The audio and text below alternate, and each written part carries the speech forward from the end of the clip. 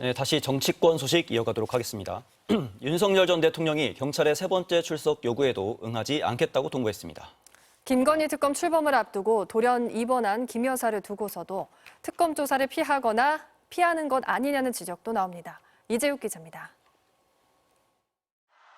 지난 5일과 12일 경찰의 두 차례 출석 요구에 응하지 않았던 윤석열 전 대통령. 내일 3차 출석 요구도 불응하기로 했습니다. 윤 전 대통령 측은 경찰에 나가 조사받을 수 없다는 내용의 의견서를 어제 경찰 특별수사단에 제출했습니다.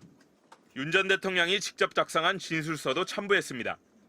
공수처에 내란 수사권이 없어 자신에 대한 체포영장 집행은 정당한 공무집행이 아니고 당시 경호처의 체포영장 집행 저지에도 관여하거나 지시한 건 없다는 내용입니다.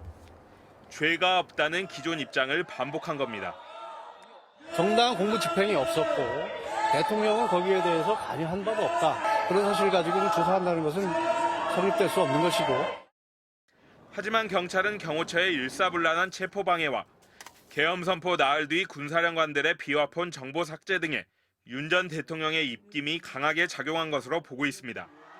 윤 전 대통령 대면 조사가 반드시 필요하다는 입장입니다. 경찰 특별수사단은 진술서와 의견서 내용을 검토하고 내일까지는 기다리겠다고 밝혔습니다. 통상 세 차례 출석 요구에 불응하면 경찰이 체포 또는 구속영장을 신청한다는 점에서 이르면 20일 영장 신청 가능성도 열려 있습니다.